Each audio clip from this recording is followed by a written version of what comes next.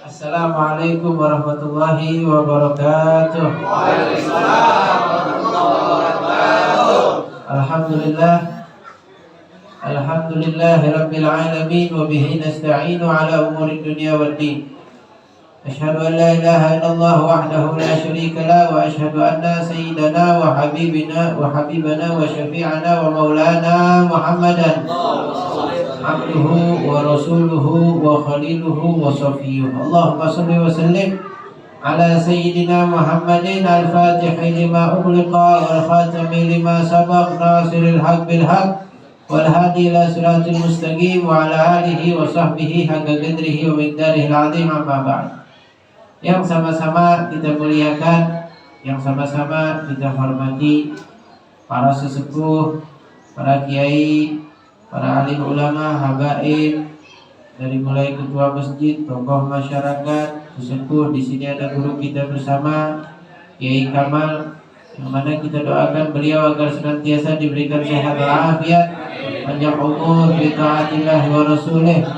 Serta tadi ada yang baru saja pulang ya, karena ada acara, yaitu Ustadz Sumatri, juga ada Ustadz Rahmat, juga Pak Haji Ahmad, ada Ustadz Suhaimi, Ustadz Dahlan dan lain sebagainya. Ya, ada Habib Ali Zainal Abidin dan Bapak Edi Lestiono, yang mana beliau ini mempunyai ya khidmat khadim untuk umat Nabi Muhammad SAW yang sangat luar biasa jasanya. Kita doakan beliau agar diberikan keistiqomahan oleh Allah Subhanahu wa taala, diberikan sehat wal afiat, panjang umur fi taatillah wa rasulih. Serta para hadirin wal hadirat yang hadir di sini, semuanya kita mempunyai hajat, kita datang mempunyai maksud, kita datang mempunyai niat agar Allah Subhanahu wa taala kabulkan hajat-hajat kita. Allah kabulkan maksud-maksud kita. Allah kabulkan tujuan kita yang baik. Amin ya rabbal alamin.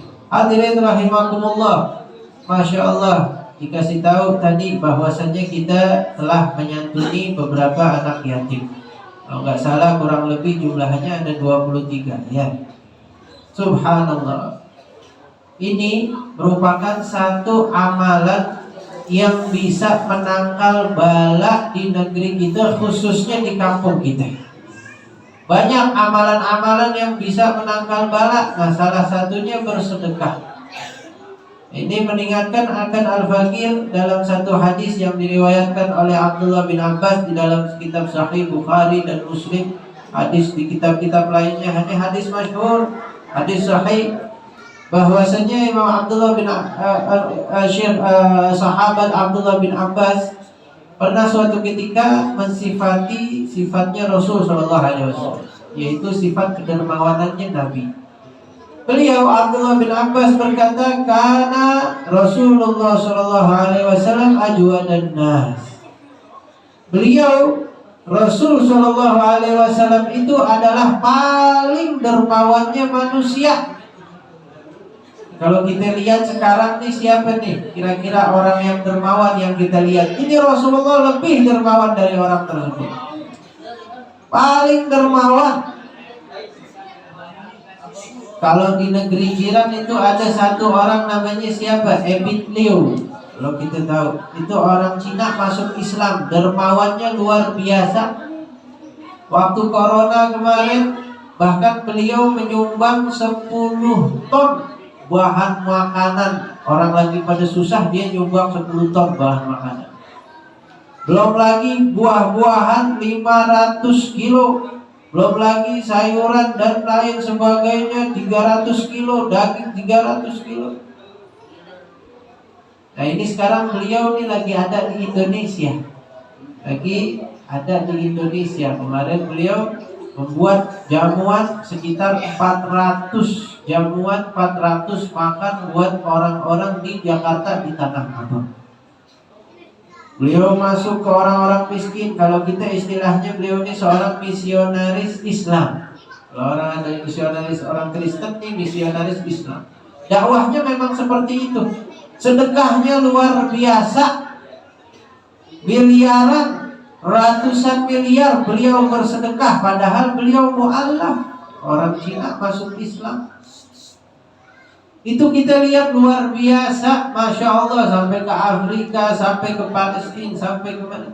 Nah ini Rasul Shallallahu Alaihi Wasallam itu lebih dermawan dari itu. Karena Rasulullah SAW ajwadan nas wa ajwadu ma yakunu fi syahri Ramadan, kata Abdullah bin Abbas. Apalagi kalau masuk bulan Ramadan, itu Rasulullah lebih dermawan daripada biasanya. Ya Allah. Hadirin, kalau kita sering baca sirah ini, gimana Rasulullah ini dermawannya. Benar-benar ada satu sahabat itu dikasih sama Rasulullah 100 onta. Bayangin kalau sekarang satu onta 30-40 juta, berarti sekitar 3-4 miliar tuh. Atau orang zaman sekarang ngasih satu orang 3-4 miliar. Nasi kambing 1 lembah. Ini Rasulullah pemimpin, tapi Rasulullah tidur di tikar.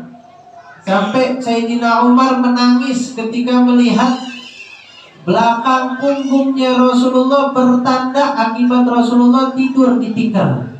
Kalau kita istilahnya tidur di tikar kan bertanda, kan begitu. Ini Rasulullah tidur di tikar bertanda.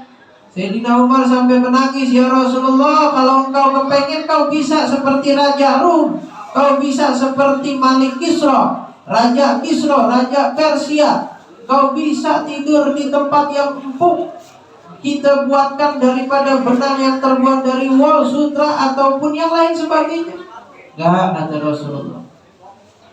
Ini dermawannya Rasulullah bagaimana?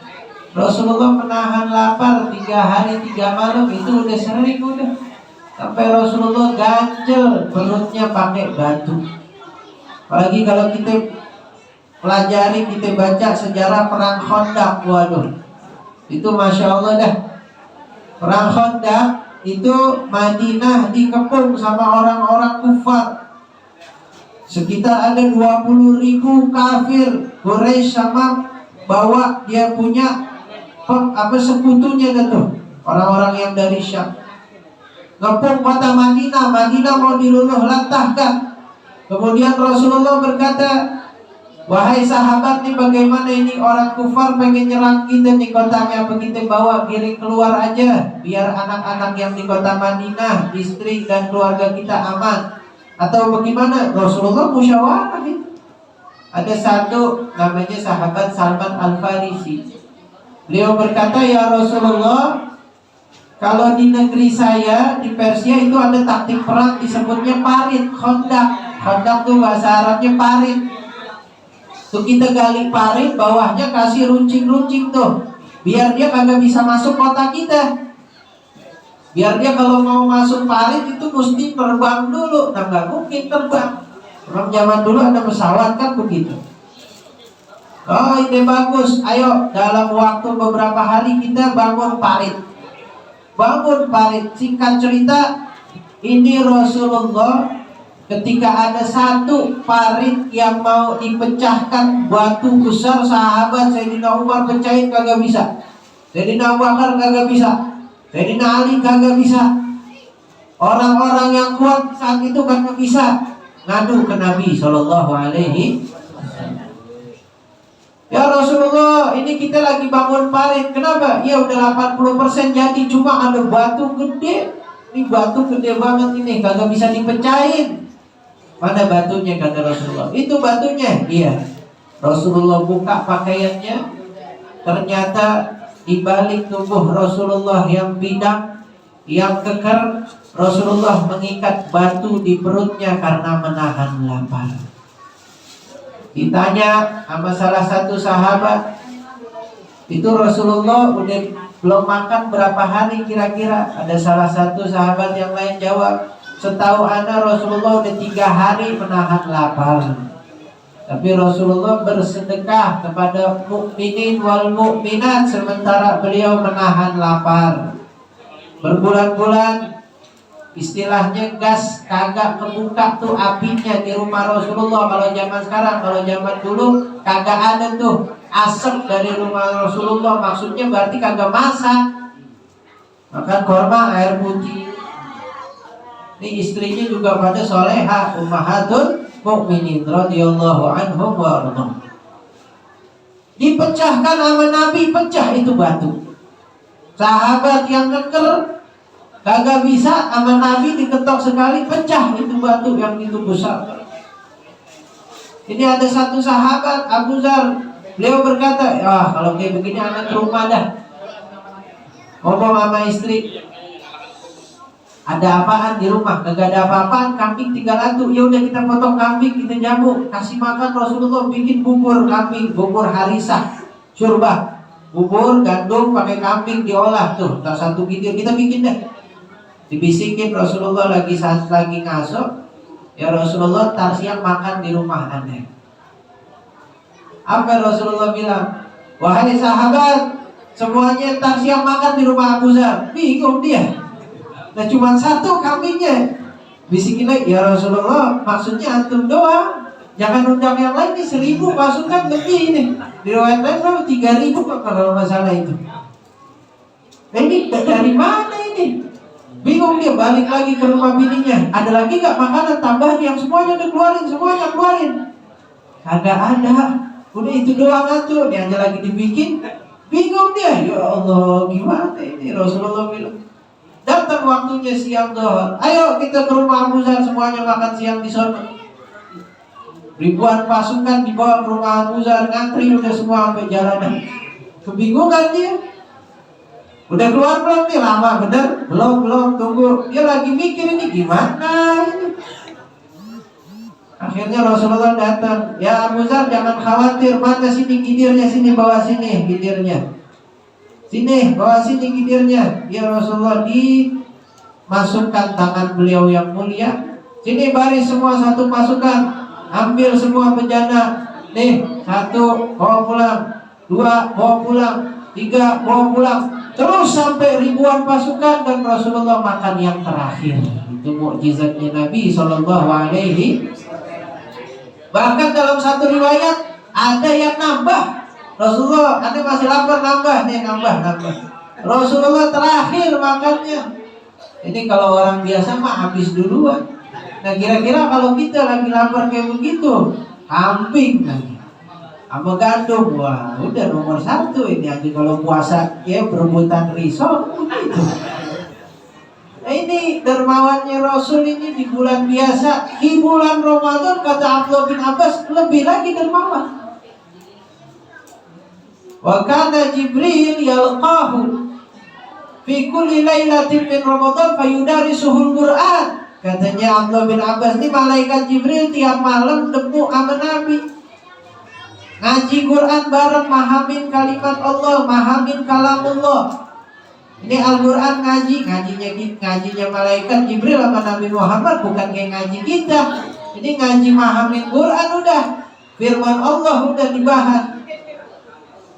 Kata Sayyidina Abdullah bin Abbas, apalagi pas habis ketemu malaikat Jibril tuh, keluar aja subuh dari rumahnya atau malam habis ketemu malaikat Jibril, itu kata Rasulullah, karena Rasulullah ajwad bin rihil mursalah. Ini Rasulullah ibarat kata, ini Sayyidina Abdullah bin Abbas ini nyipatin pakai sifat nih ibarat. Habis ketemu malaikat Jibril tuh, Rasulullah lebih dermawan daripada angin yang berhembus tuh. Ini kata ulama termasuk Imam Nawawi dalam menafsirkan hadis ini manfaatnya suhbatus sholihin, berteman sama orang-orang soleh, duduk sama ulama, duduk sama orang-orang soleh. Tuh untungnya malaikat ini Rasulullah duduk sama malaikat Jibril, keluar dari kamarnya jadi orang yang lebih dermawan daripada angin yang berhembus. Orang kalau duduk sama ulama ketularan. Mau dia tukang mabok, ada satu cerita dulu orang tukang mabok tapi dia kagak tinggalin deket sama ulama. Akhirnya sekarang umur 40, 50 punya majelis besar, dia suka nyantunin anak yatim, dia suka sedekah, tuh berkahnya duduk sama orang soleh. Masih ada arah. Lama-lama hilang tuh. Lah bagaimana yang dia duduk kerjaannya dunia ditinggalin, senyum, kagak emosi, orang habis ngaji pulang, kagak emosi, yang tadinya suka marah-marah jadi tenang. Yang tadinya pelit jadi keluar dah. Buat apa nih duit nih, dunia nih 50.000 aneh kagak mungkin, gak tahu bisa hidup sampai besok apa kagak. Ini amalannya. Yang tadinya malas baca Quran jadi baca Quran. Yang tadinya malas zikir jadi zikir. Itu orang kalau duduk sama orang-orang soleh ngaruh. Nah ini Rasulullah lebih dermawan daripada angin yang berhembus. Kenapa Abdullah bin Abbas mensifati dengan angin berhembus? Kenapa enggak Abdullah bin Abbas? Rasulullah lebih dermawan daripada air yang mengalir atau api yang membakar. Kalau api yang membakar mah agak pantas dahan begitu. Kenapa enggak air yang mengalir aja? Air sama angin sifatnya beda. Kalau air dia cuma ke bawah doang isinya, agak nanjak ke atas kecuali pakai mesin kan begitu. Kalau angin dia masuk ke satu ruangan semuanya keisi sampai sudut kiri sudut kanan semuanya. Kalau air dia ke bawah, yang bawah doang yang diisi, yang lebih tinggi dari dia tinggalin. Ini maknanya Rasulullah itu dermawannya kagak pilih kasih. Bahkan dalam satu riwayat orang kufar, orang kafir dapat tuh kedermawanannya Nabi itu.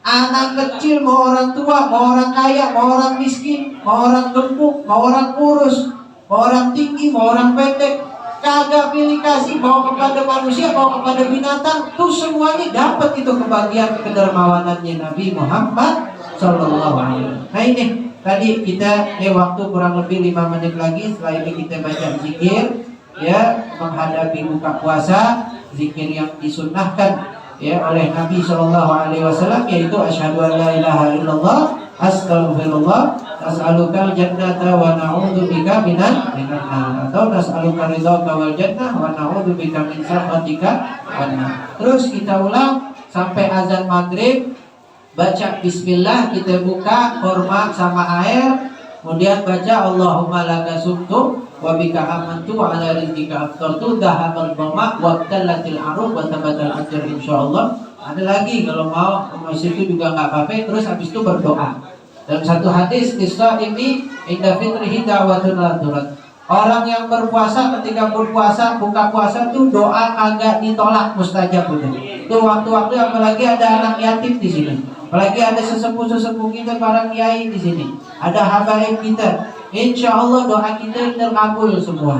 Yang penting kita yakin doa kita terkabul dengan adab-adabnya, dengan waktu-waktunya pas di doanya dikabul. Insya Allah Allah kabul doa. Ya, itulah hadirin rahimakumullah wal hadirat. Mudah-mudahan kita bisa mencontohkan kedermawanannya Rasul Sallallahu Alaihi Wasallam dan senantiasa kita kirimkan berselawat kepada beliau, dan mudah-mudahan kita semua dapat syafaat Nabi Muhammad Sallallahu Alaihi Wasallam. Walafu minkum wabillahi taufiq wal hidayah. Wassalamualaikum warahmatullahi wabarakatuh. Terima kasih kepada Nabi atas pembahasannya. Jamaah rahimakumullah, sambil menunggu waktu berbuka, mari kita tutup acara sore hari ini dengan pembacaan doa yang insya Allah akan dipimpin oleh guru kita, Anda Dr. Kiai Muhammad Amal Hadir MA. Kami sekali lagi selaku pembawa acara sekaligus mewakili DKM Mushola Amin mengucapkan banyak ribuan terima kasih atas kerjasamanya semua yang telah diberikan kepada Mushola Amin ini. Mudah-mudahan menjadi jariah buat kita semuanya dan Allah berikan pahala berlipat ganda pada kita semuanya. Dari kami lebih kurang mohon maaf. Assalamualaikum warahmatullahi wabarakatuh.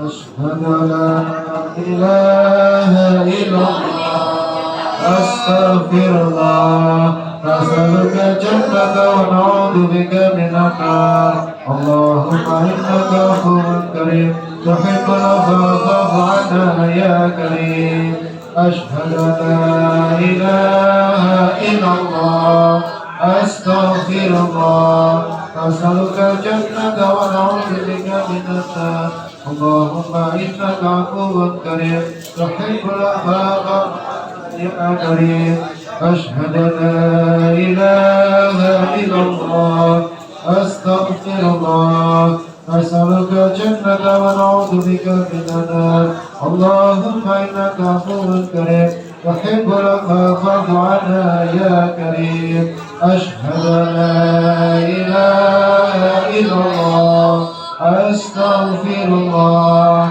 أسألك الجنة ونعوذ بك من النار اللهم إنك عفو كريم تحب العفو فاعف عنا يا كريم أشهد أن لا إله إلا الله أستغفر الله أسألك الجنة ونعوذ بك من النار اللهم إنك عفو كريم تحب العفو فاعف عنا يا كريم أشهد أن لا إله إلا الله أستغفر الله أسألك الجنة ونعوذ بك من النار اللهم إنك عفو كريم تحب العفو فاعف عنا يا كريم أشهد أن لا إله إلا الله أستغفر الله أسألك الجنة ونعوذ بك من النار اللهم إنك عفو كريم تحب العفو فاعف عنا يا كريم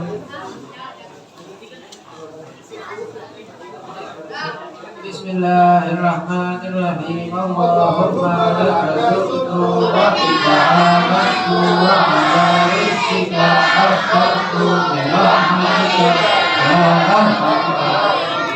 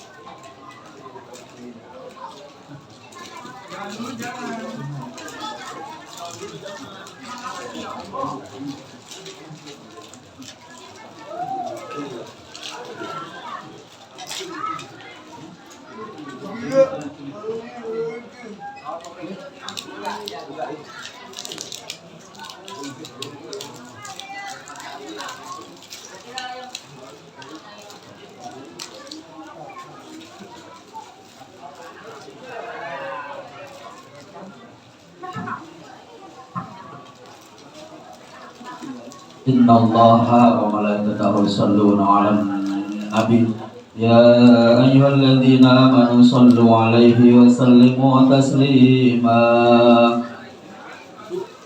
Allahu akbar, Allahu akbar, Allahu akbar, Allahu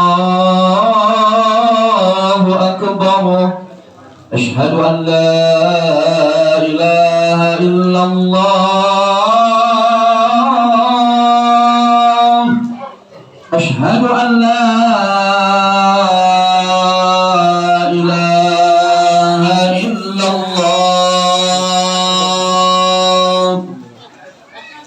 أشهد أن محمد رسول الله